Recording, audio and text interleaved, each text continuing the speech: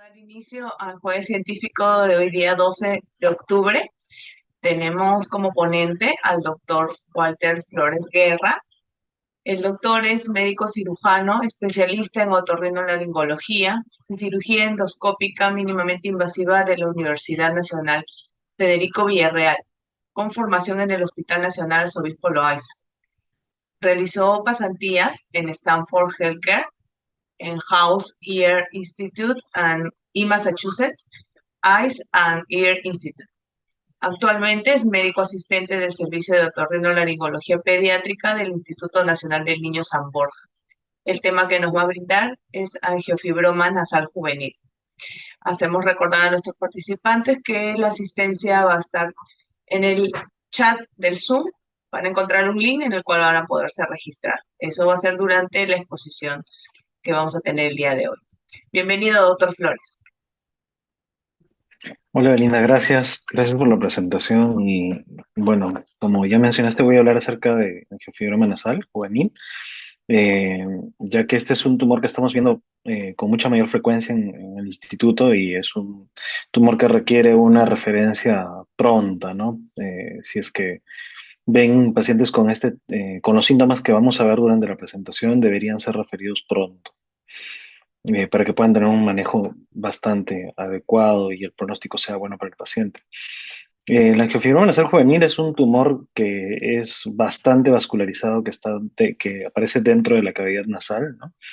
Y bueno, fue descrito por primera vez por Hipócrates, ¿no? En el año 500 antes de Cristo. En 1897 se escribió como un pólipo nasal fibroso. Porcelius y Chabot lo nombró fibroma juvenil nasofaríngeo. En 1940 ya se acuñó el término angiofibroma y bueno, es que este tumor tiene estroma fibrovascular, ¿no?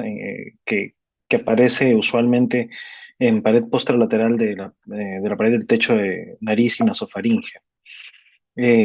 Como mencioné, es un tumor lleno de sangre, es vascular, que aparece en la nasofaringe, usualmente en la parte posterior de las fosas nasales, suele ser duro, fibroso y sangra fácilmente, ¿no? Que es lo que nos da clínica en los pacientes, ¿no? Los pacientes suelen venir con obstrucción nasal y sangrado usualmente. Considerado un tumor benigno por histología, ya que es un enmarañado de vasos, ¿no? Es un tumor prácticamente hecho de vasos sanguíneos, pero clínicamente es maligno, ya que clínicamente el tumor tiende a expandirse eh, por todas las estructuras intracraneanas, ¿no? Órbita, incluso puede llegar a intracerebral.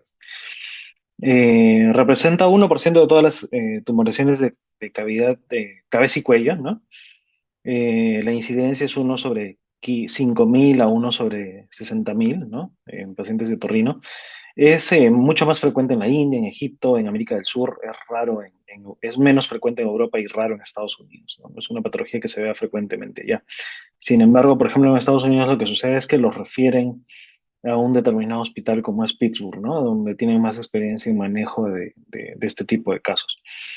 Es prácticamente exclusivo de varones jóvenes, ¿no? Que las edades van de entre 7 y 25 años, aunque también al menos nosotros tenemos un caso de un paciente de 6 años, 8 meses, y también he podido tener pacientes adultos, ¿no? De 42, 43 años. Pero usualmente, frecuentemente se ve en edades de 7 a 25 años.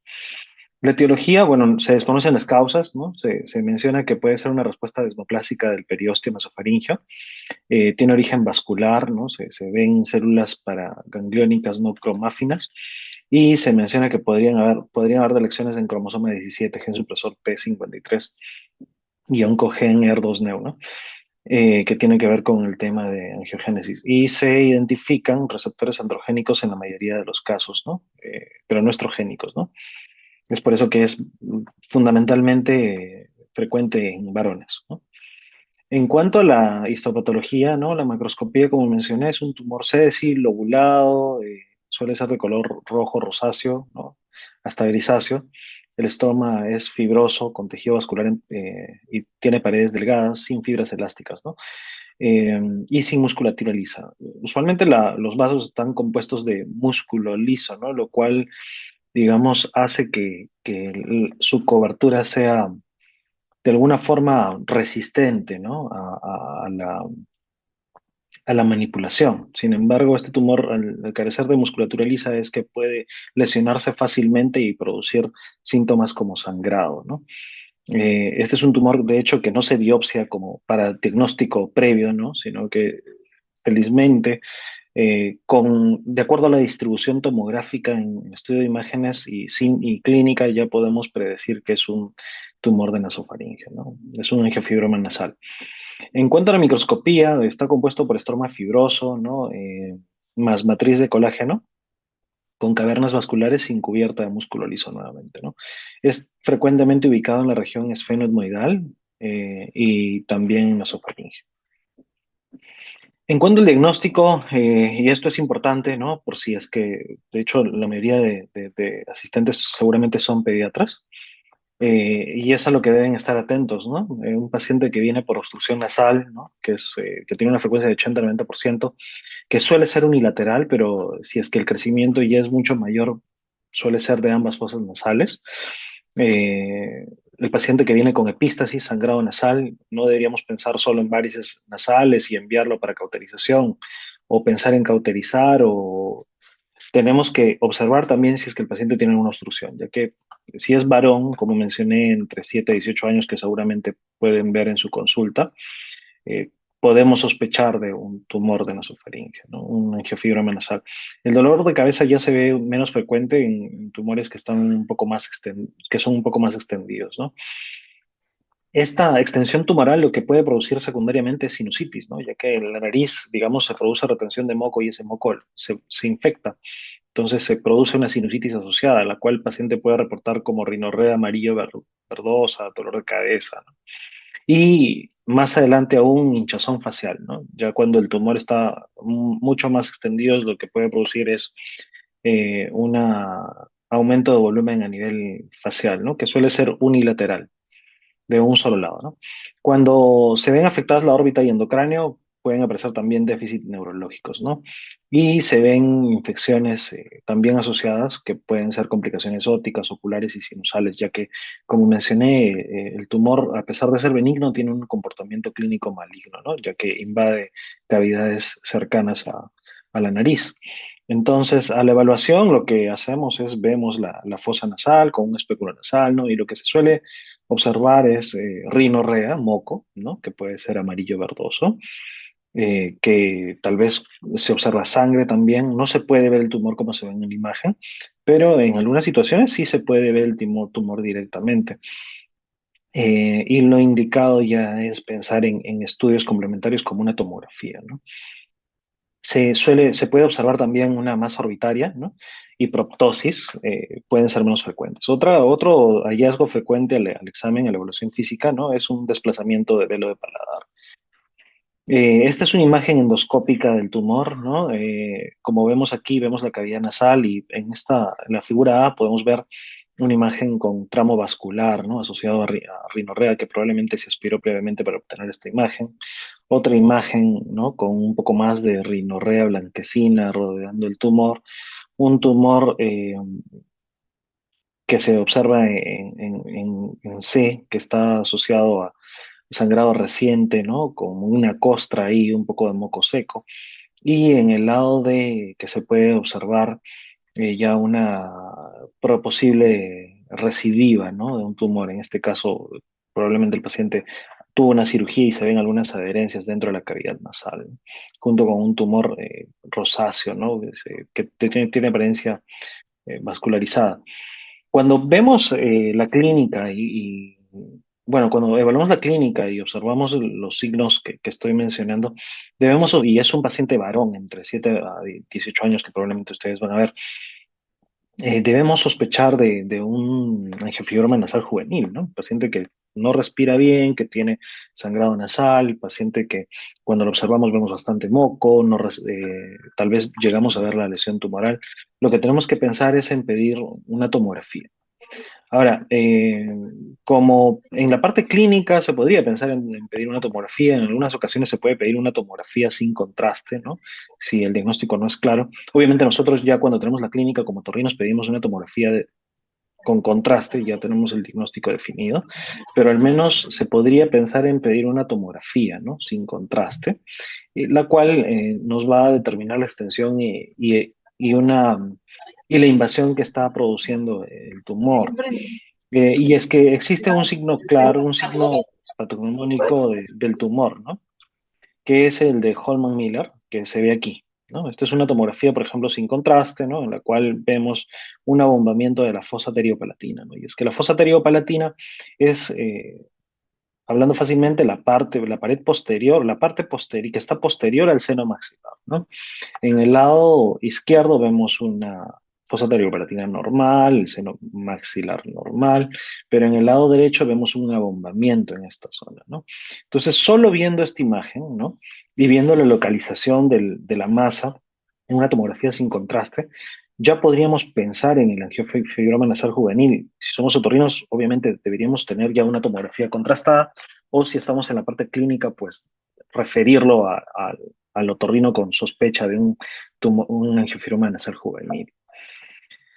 La resonancia no es de primera instancia, ¿no? La resonancia se realiza cuando hay tumores que se están extendiendo a endocráneo o órbita, ¿no? Y este nos permite evaluar compromiso de tejidos blandos en órbita o de cerebro, ¿no?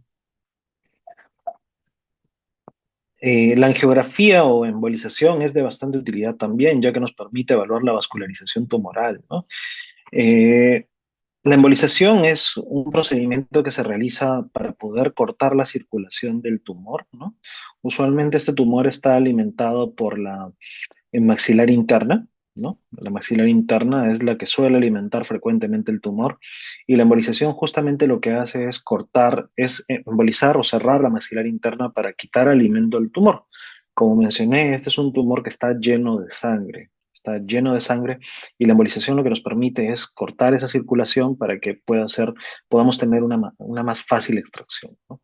La embolización obviamente va acompañada de riesgos, ¿no? Ya que al menos en la institución, quien realiza la embolización es neurocirugía y radiología intervencionista, y siempre lo hacen con mucha precaución, ya que podrían producir una hemorrosis en el paciente por cierre de la arteria oftálmica, o incluso un problema más serio si es que hay sustancia embolizante pasa a alguna arteria principal del cerebro, ¿no? La irrigación o la vascularización suele ser ipsilateral del mismo lado del tumor, ¿no? Y en algunas situaciones ya mucho más serias puede ser del otro lado de- del tumor, ¿no? Contralateral. Entonces aquí vemos una tomografía, ¿no? Un video que muestran algunos exámenes eh, imagenológicos, ¿no?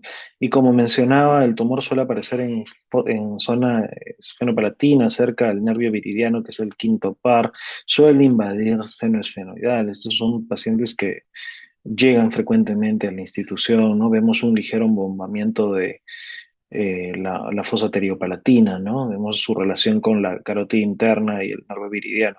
Al frente todo adecuadamente, ¿no? Es una tomografía sin contraste, y solo por el signo de Holman-Miller podemos predecir que es una angiofibroma nasal, ¿no?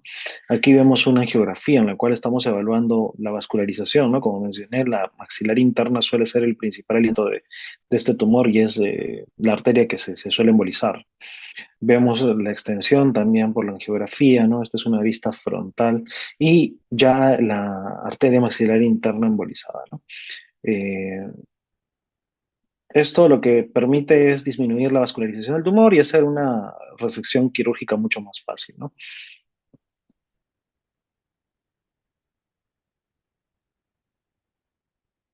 Entendiendo la vascularización del tumor, es que nosotros en la institución podemos hacer una embolización o ligadura de la maxilar interna quirúrgicamente, ¿no? Es decir, evitamos los riesgos que puede tener la embolización, ¿no? Y lo que hacemos es ingresar quirúrgicamente a cerrar la arteria maxilar interna. De esa forma cortamos la circulación del tumor antes de removerlo, ¿no?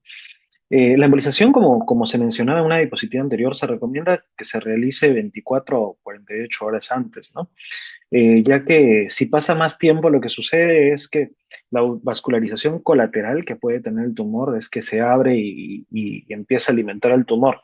Entonces, al final, a pesar de tener una excelente embolización, el tumor es un tumor que es bastante sangrante, ¿no? Por eso, de alguna forma, nosotros con una técnica que estamos realizando quirúrgica, que es novedosa en el país, de hecho, estamos logrando remover el tumor con una cierre quirúrgico de la maxilar interna y remoción quirúrgica del tumor en el mismo tiempo, ¿no? Eh, Antes de pasar a la parte quirúrgica, que me parece que puede ser interesante para todos, ¿no? Vamos a hablar todavía de la clasificación, ya que es importante eh, evaluar la extensión del tumor, ¿no? Antes de proceder con la cirugía. Entonces, lo que evaluamos en la clasificación es la extensión o desplazamiento o destrucción secundaria que puede tener el tumor en estructuras cercanas a la fosa nasal, ¿no?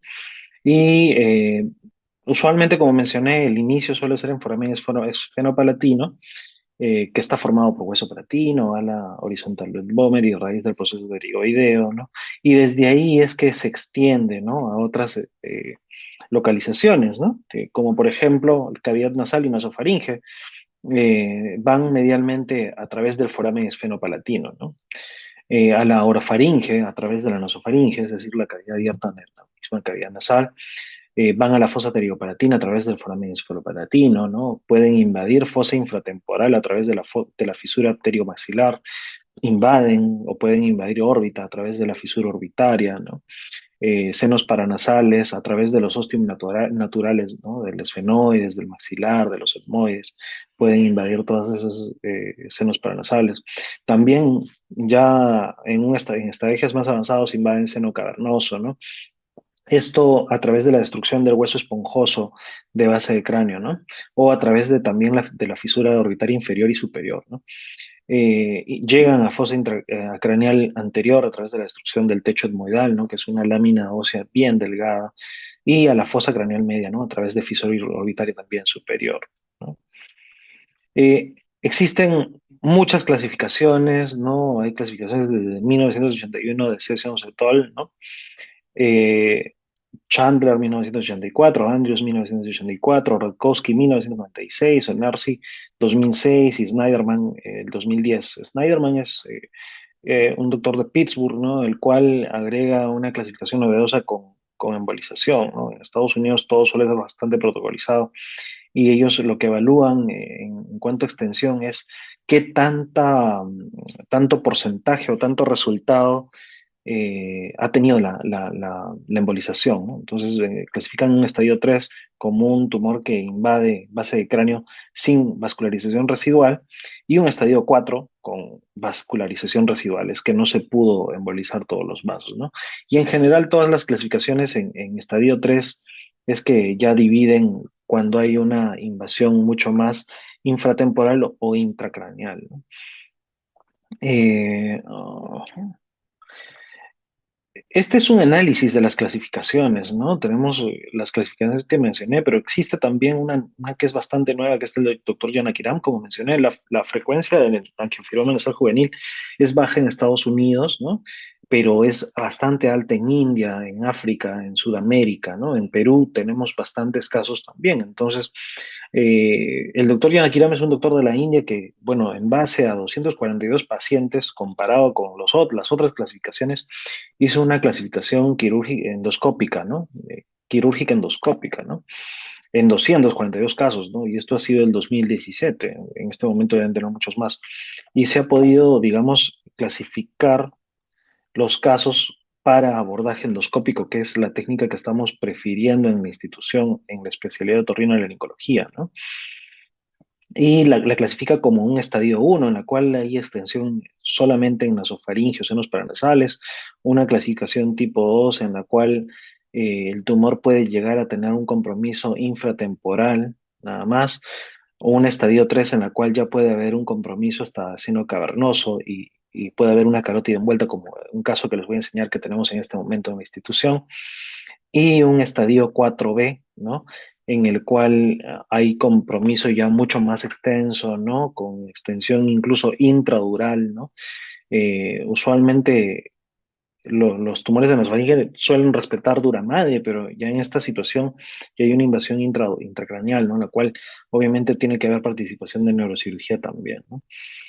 Y un estadio 5 en la cual ya hay una extensión masiva, ¿no? O sea, de hecho, en la India pueden ver este tipo de casos.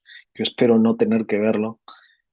Nuestro sistema de salud, felizmente, no es tan malo, ¿no? Y justamente el motivo de las charlas es evitar que los tumores se extiendan tremendamente y tener una referencia temprana, ¿no? Para poder tener un manejo mucho mejor en los pacientes en este tipo de casos. Entonces, el tratamiento de estos casos, pues, es quirúrgico, ¿no? Es netamente quirúrgico y es que anteriormente la técnica quirúrgica era abierta o transparatina, a través de la boca se ingresaba hasta la parte de nasofaringe y se arrancaba el tumor, ¿no? O es que se realiza un corte y un Lefort abriendo el rostro del paciente para poder llegar al tumor y nuevamente removerlo, ¿no? En este momento lo que estamos haciendo es cirugía endoscópica, ¿no? En la cual con una técnica mínimamente invasiva, pero con un buen abordaje, podemos decolar el tumor adecuadamente, reconocer los vasos como la maxilar interna, cerrarlos y poder remover el tumor con bastante seguridad, ¿no? En casos que son más extensos, la radioterapia también es una opción, la radiocirugía. Y bueno, se mencionan quimioterapia y terapias hormonales que realmente no se están realizando en este momento, ¿no? Al menos en la institución, no estoy enterado de que se realice en Perú. Tampoco es que se realice frecuentemente en el mundo, ya que la técnica quirúrgica es la de elección, ¿no? Y la endoscópica, de acuerdo a la extensión del tumor, va a ser la de elección en los pacientes. Obviamente el abordaje quirúrgico, la técnica que se elija va a ser de acuerdo al estadio clínico, el estado general del paciente y el expertise también del cirujano, ¿no? Vamos a poder clasificar también el tumor de acuerdo a su vascularización, ¿no? Y de esa forma podemos dividir al tumor como el bueno, el malo y el feo, ¿no? Y es que el tumor bueno va a ser el que se logró embolizar completamente, ¿no? El que tiene tal vez solo un lado de irrigación y es que es de la carótida externa nada más, ¿no? Y son estadios tempranos tipo estadio 1 y 2, ¿no? El feo va a ser el embolizado completamente, ¿no? Pero que tiene un estadio más extenso, 3 o tiene una extensión bastante lateral, ¿no?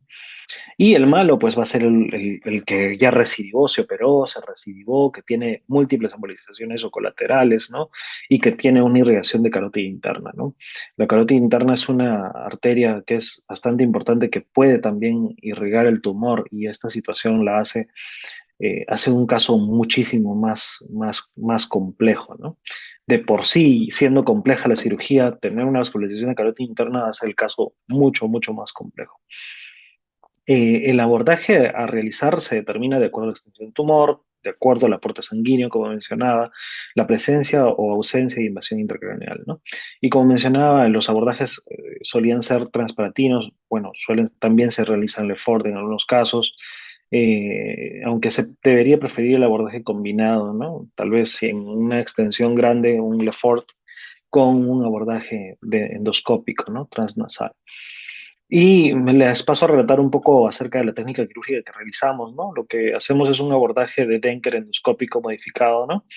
Que consiste en aperturar la pared anterior del seno maxilar, removemos el cornete inferior, el cornete medio, ampliamos la parte de esfenoides, ¿no? Que es esta zona de aquí, que es a donde suele tener extensión el tumor. Podemos tener que realizar una septectomía posterior, es decir, el tabique que tenemos dentro de la nariz, en la parte posterior, podemos tener que cortarlo para poder despegar el tumor que se suele anclar a la parte posterior del tabique, ¿no? Lo que hacemos es remover la pared posterior del seno maxilar y, como mencionaba, ligar la maxilar interna principalmente, ¿no? La maxilar interna es rama de la carótida y la esfenopalatina es rama de la maxilar interna. Entonces, maxilar interna es rama de la carótida externa, es carótida externa, maxilar interna y arteria esfonopalatina, ¿no? Lo que nosotros preferimos es hacer es ligar o clipar la maxilar interna, ¿no? De esa forma tenemos cierre de los vasos y colaterales que pueden estar irrigando el tumor. Eh, lo que hacemos es decolar adecuadamente el tumor, que como mencioné se suele pegar a la parte posterior del tabique, ¿no? A rinofaringe, suele entrar esfenoides, y la remoción intentamos en su mayoría hacerlas en bloque, ¿no? Aunque también se podría remover en partes de acuerdo al tumor, a la extensión del tumor, ¿no? Lo que siempre se recomienda es fresar también la base esfenoides, ya que es el lugar donde puede mostrar recurrencia el tumor, ¿no?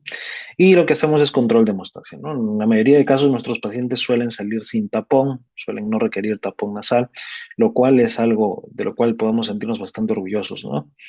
Este es un caso, por ejemplo, este es un caso 3A, un tumor que está con invasión intracraneal. Vemos el tumor bastante vascularizado, ¿no? Lo que hacemos primero siempre es observar el tumor. Esta es la cirugía, ¿no? En la cual ya hemos abierto la pared anterior del seno maxilar y pared medial. Vemos el tumor en esta zona. Delimitamos el tumor, cuál es el compromiso que está teniendo de forma endoscópica. Ven un tumor que está bastante vascularizado, ¿no? No. Entonces, lo que hacemos es primero siempre decolar cuidadosamente el tumor. Abrimos toda la pared posterior del seno maxilar. Recuerden la fosa pterigoidea, ¿no? Este es un tumor que es bastante extenso. Mostré la clasificación. Este es un estadio 3A. Este tumor me meritó tener que sacarlo en dos partes. Estamos usando tecnología que tenemos en el instituto como el armónico para poder cortar el tumor y poder removerlo en dos etapas, ¿no? Uno que es de la cavidad nasal a través de la boca y otro que está intracraneal, ¿no? Ahí estamos el doctor Matos y el doctor Martínez apoyando una cirugía para poder remover este tumor, ¿no? No es un tumor pequeño, es un tumor, sí, puedo decir grande, ¿no? Que con gran extensión, que se pudo remover exitosamente en el tumor. Como vemos, con tranquilidad, podemos incluso registrar el retiro del tumor y regresar para poder continuar con la remoción de la parte intracraneal, ¿no? Vemos el tumor no sangra, pero observamos que queda un poco de tumor. Luego de removerlo, este paciente obviamente fue un paciente embolizado previamente, identificamos la maxilar interna y reforzamos la embolización o el cierre de la maxilar interna y procedemos con el retiro de la parte intracraneal que como vemos baja de, de cráneo, ¿no? Vemos, hacemos un movimiento que es horario para poder asegurarnos de que salga completo el tumor. Y es que justamente las grandes ventajas de un abordaje endoscópico es que se puede hacer muy extenso aún siendo mínimamente invasivo, ¿no? Ya que el paciente sale sin corte, no tenemos que hacer ninguna apertura de rostro, ¿no? Destruir hueso, pero la cámara nos permite tener un excelente abordaje, ¿no? Con una reducida morbilidad, una baja tasa de secuelas y lo bueno es que el abordaje es repetible en varios casos, ¿no? Nuevamente usamos Surgicel, el paciente como vemos no sangra, ¿no? Y lo que usamos es agentes hemostáticos para poder hacer que el paciente no pueda tener riesgo de sangrado. Después observamos que no sangre, usualmente pedimos que el paciente, que el anestesiólogo aumente la presión arterial media o le haga una valsalva al paciente y de esa forma el paciente sale sin tapón nasal inclusive, ¿no? Entonces, este es un reporte que hicimos el 2022 con pacientes que teníamos hasta de seguimiento hasta el 2021, ¿no? En este momento teníamos 19 pacientes, ¿no? En las cuales podemos ver el porcentaje de casos, ¿no? En su mayoría eran 2A, eh, con 7 casos, ¿no? Hasta ese momento, 19 en total, un 3A, ¿no? De los cuales solamente el 50% requirió embolización, ¿no? Y a pesar del porcentaje de pacientes embolizados, pues nuestro sangrado intraoperatorio en promedio fue bajo de 421 mililitros, ¿no? Con un rango entre 50, solamente 50, hasta 1 litro de sangrado, ¿no? No necesitamos transfusión en más del 50% de pacientes y los que requirieron transfusión en su mayoría solo requirieron un paquete globular, ¿no? También más de 50%, es decir, 68% de pacientes no requirieron tapón nasal y lo que los requirieron, bueno, eh, fueron solamente 32%, ¿ya? Eh, la duración de la cirugía promedio fue de 3 horas con 12 minutos, siendo la cirugía más rápida 1 hora 55 y la más larga de 5 horas. Esto ya que tuvimos un paciente que fue un tumor residual operado previamente en otro lugar, por eso es que yo agradecería que si ven alguno de estos casos los envíen de primera instancia a otorrinolaringología para poder manejarlos, ¿no? Ya que una cirugía secundaria puede ser un poco más compleja, ¿no? Para tratar. De hecho, este es el único paciente que tuvo que pasar a cuidados intensivos, ¿no? Es decir, de los 19 pacientes, solo uno lo requirió, dándonos un 5% de requerimiento de UCI hasta el 2021, ¿no? En este momento sí, ya tenemos 45 casos y hemos requerido unas 5 ocasiones o 4 ocasiones cama UCI, aumentando el número hasta más o menos un 8%, ¿no? La estancia hospitalaria ha sido en promedio de 4,7 días, ¿no? Siendo la más corta de 2 días hasta 12 días. En este momento tenemos algún paciente que solo estuvo un día y la estancia hospitalaria de 12 días fue justamente el paciente de UCI, ¿no? Sin embargo, la estancia hospitalaria es prolongada por tal vez la disponibilidad de camas en la institución, soy sincero. Eh, lo importante también a considerar en cuanto al manejo al manejo de este tipo de casos es el control, ese es el seguimiento, ¿no? Y esto es algo importante para los otorrinos, ¿no? Ya que este tipo de casos se suelen perder. O sea, suelen no decir, bueno, ok, ya estoy bien, respiro mejor, ya no tengo sangrado, y pensar que están bien, pero recordemos que este es un tumor que puede volver a recurrir. Y de hecho, en literatura se describe una recurrencia del 40%, ¿no? Esto es basado en literatura del 2016. Pueden haber riesgo de infecciones, ¿no? Invasión endocranial, pueden haber graves hemorragias. La tasa de curación tras cirugía primaria con nuestra técnica quirúrgica va a ser de 80 a 100%, ¿no? El tumor es de extensión intracraneal va a ser de 70%. La recurrencia, como mencioné, es de 40%. Sin embargo, en nuestra casuística tenemos una recurrencia hasta el momento de menos de 5%, ¿no? De menos de 5%. Y el seguimiento que hacemos es muy importante, ¿no? El seguimiento que recomendamos es al mes, a los 3 meses, a los 6 meses y anual, ¿no? Hasta los 18 años, ya que este es un tumor que puede quedar residual en algunas situaciones. De hecho, tenemos un caso residual de los 45 pacientes que tenemos hasta el momento y recurrencia, que tenemos unos 2, 3 pacientes, es decir, menos del 8%, ¿no? Con una recurrencia que han tenido que entrar a una segunda cirugía, ¿no? El seguimiento que hacemos es con tomografía, ya que una endoscopia nasal no va a permitir identificar tumor, sino la tomografía con contraste sí. Y con reintervenciones podemos conseguir hasta un 90% de curación, ¿no? En una situación especial, lo que requerimos es radiocirugía. Tenemos un paciente que ya tiene una recurrencia anual en 2 ocasiones. En ese paciente sí lo que vamos a sugerir es una radiocirugía, ¿no? Y la evolución de benignidad es excepcional, ¿no? Bueno, espero que la exposición haya sido de agrado. Yo voy a tal vez esperar algunas preguntas de ustedes.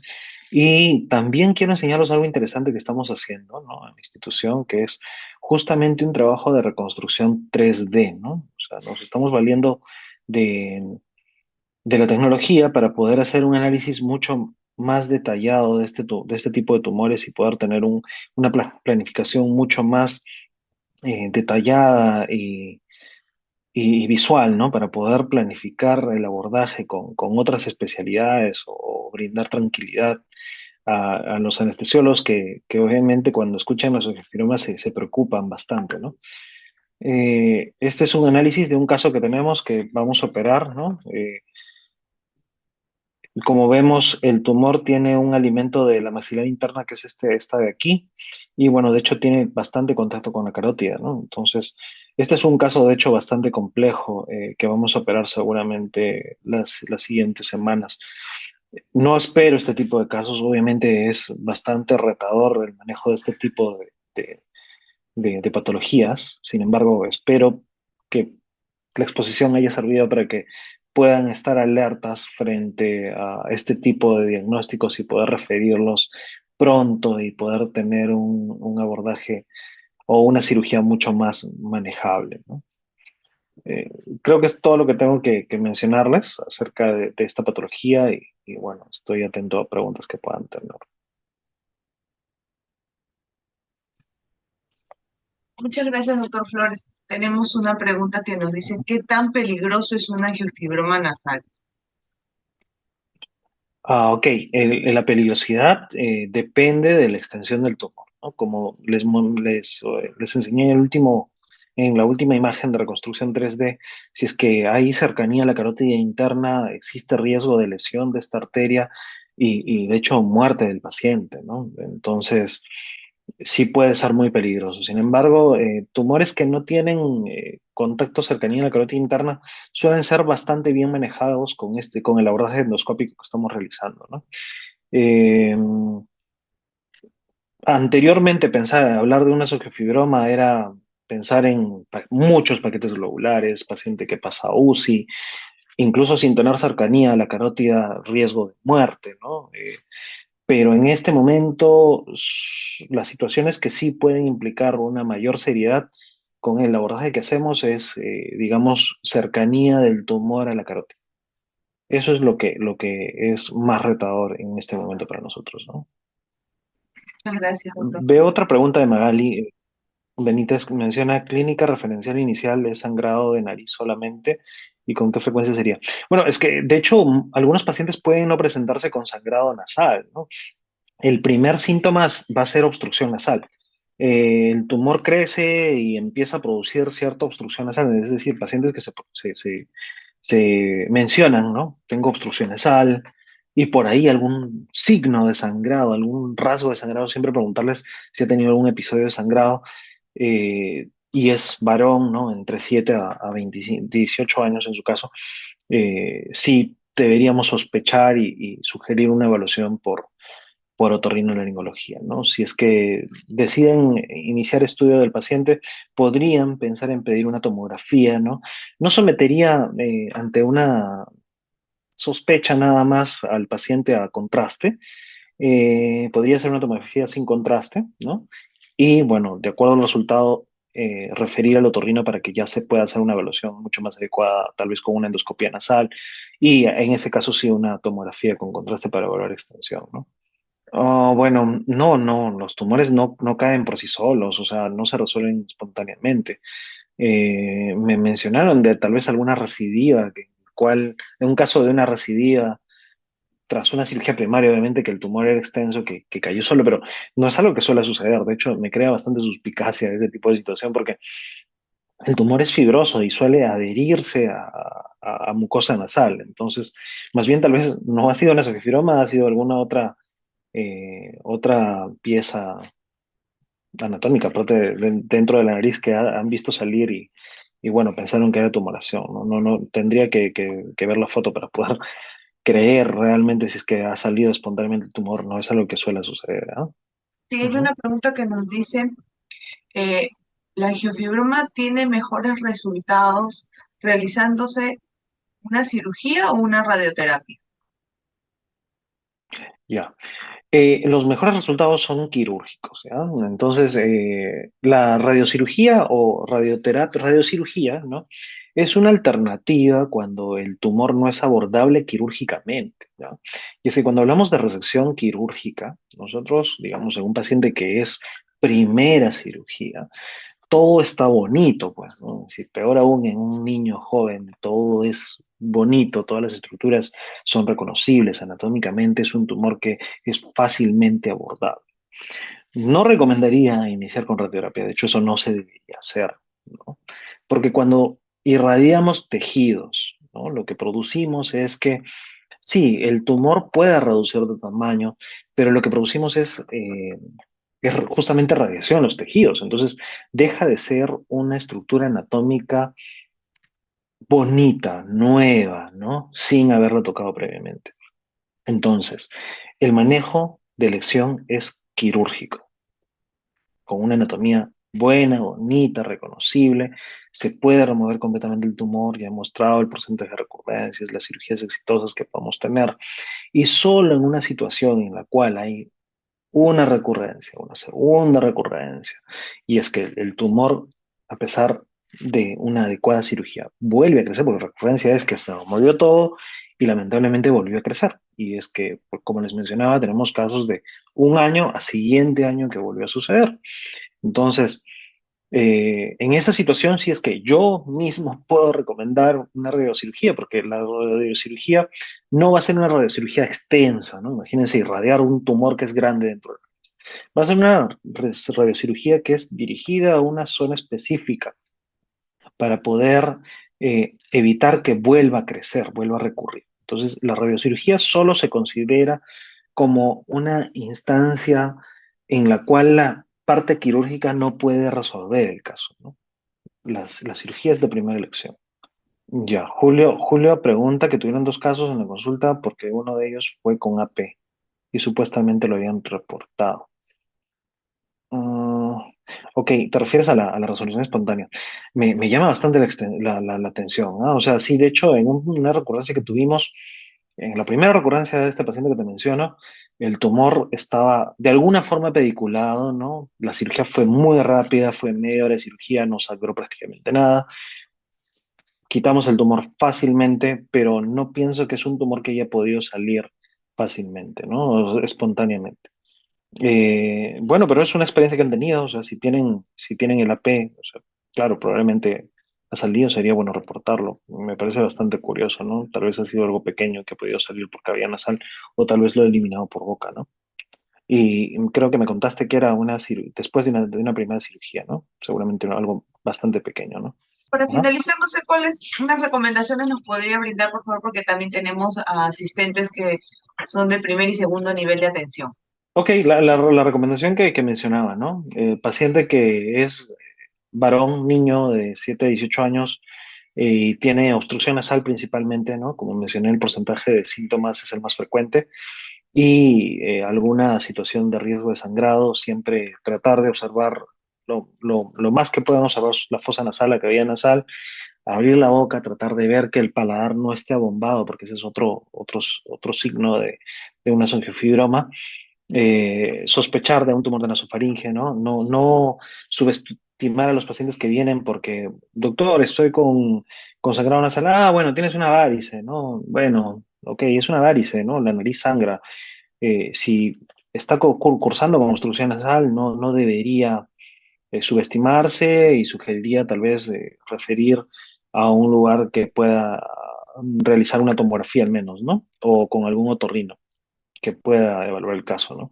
Obviamente, si tienen este tipo de casos, yo pienso que la referencia sí debería ser directa a la institución, es algo que pueden coordinar mediante telesalud, ¿no? Nosotros vamos a estar muy gustosos de poder ayudar en recibir este tipo de pacientes, ¿no? Ya que, como mencioné, es importante un diagnóstico temprano, en un estadio temprano para poder ofrecer una cirugía mucho más fácil, ¿no? Con muchos mejores resultados. Esa es la recomendación que les puedo dar. Obstrucción nasal, sangrado, joven, varón, poder pensar en una esofiofibroma, ¿no? Bueno, doctor Walter Flores, la Oficina de Docencia e Ujú. Investigación le agradece su gentil participación como ponente y además por haber compartido su experiencia profesional con todos nosotros. Además, agradecemos a los participantes y los esperamos la próxima semana con otra telecapacitación de Jueves Científico. Muy buenas tardes. Gracias, doctor. Gracias por la invitación. Hasta luego.